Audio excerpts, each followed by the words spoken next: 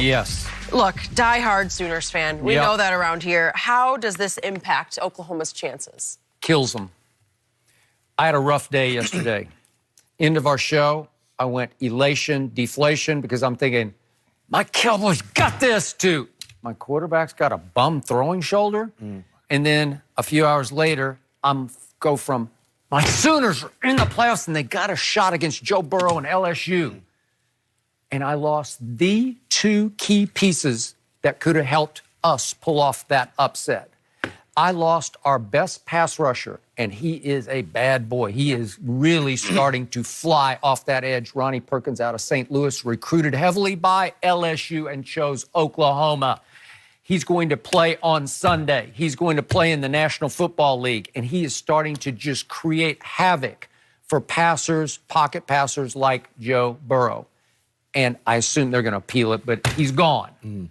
And then Ramondre Stevenson, people don't know who he is, but I watch him every snap. He's good. He is the closer. He is the closer for this football team.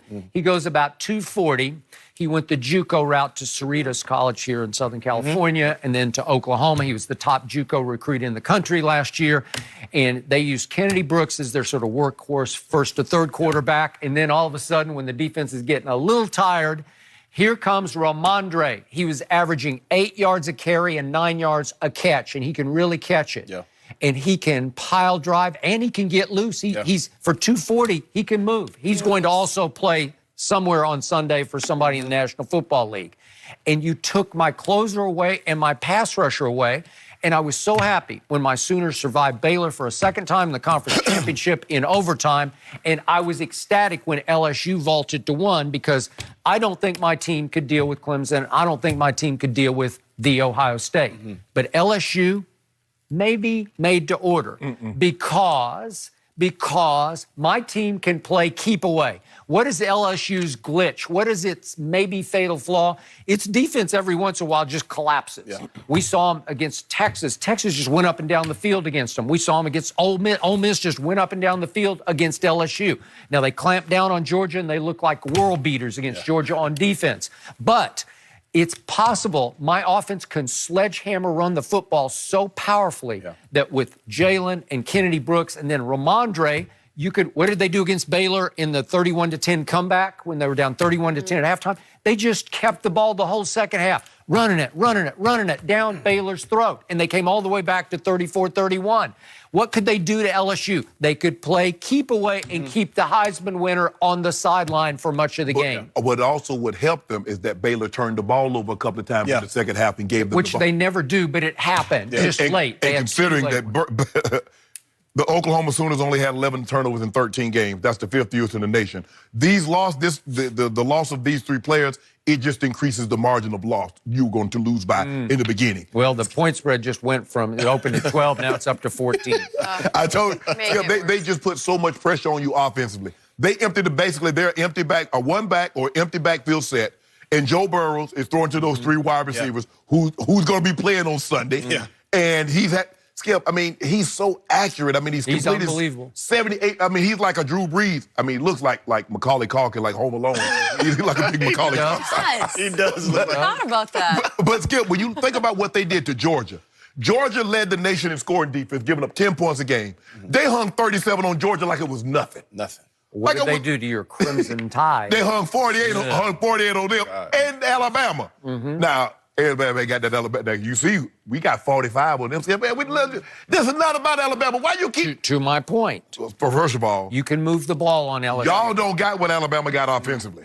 Y'all ain't got no Tua. And y'all ain't got 3 receivers that's going in the first round. We got one that's going to go above all your 3. He's not going before Lamb, Jared Judy. He will go before Jared Judy. Who was the first team All-American? Who was the first team All-American? My guy, CeeDee Lamb was. So good. Not any of your 3. Jamar Chase was the bullet. He's really good. But Jared Judy will be the first receiver. You know what? I'll bet when all's said and done, I'll bet CeeDee Lamb will go above Jared him. Judy.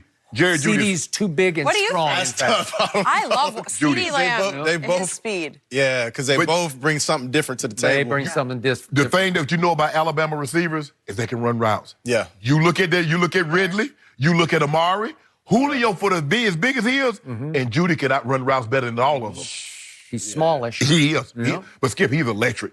I know. I got But it. the thing is, Skip, y'all guys don't create turnovers. Y'all don't take the ball away. Our defense is still not very good. No.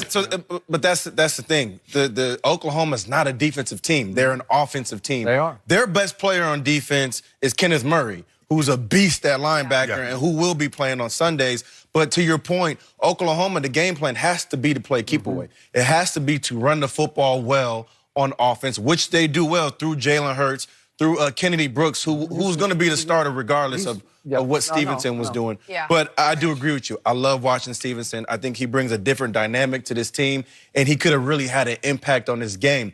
But I don't think it limits them in what they do because it's CeeDee Lamb, it's Jalen Hurts, and it's Kennedy Brooks. That's where the offense and then where the game plan is going to be won. If they do those things well, they'll be able to play keep away from Joe Burrow. And I'll hate to break the news to you, but in the last 4 games, you got Jalen Hurts, you got 7 turnovers. He's turned into a turnover machine. Now, you turn the ball, give LSU extra possession. Ask Alabama what happens if you give them extra possession. Ask Georgia what happens if you give them extra possession. Because they can get to 50 in a hurry. Joe Burrow is going to put up points regardless in this football game. Regardless, they're going to put up points. Depends on how many. Exactly. Oh, they're getting to 40 easy. 40? 40 easy. Okay, I got a case on that right now. Okay?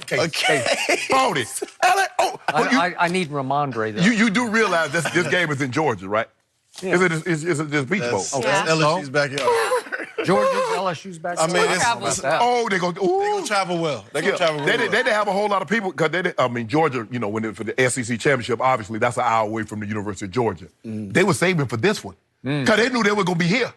This is the game they knew they were going to be here. Watch the LSU. You know what? You Lego are Tiger. so lucky. Last year I didn't have Hollywood Brown, who would have changed that game against Bama. And now I don't have the 2 key pieces to keep. You could have had Hollywood Brown, Santa Monica Brown. You could have had anybody else.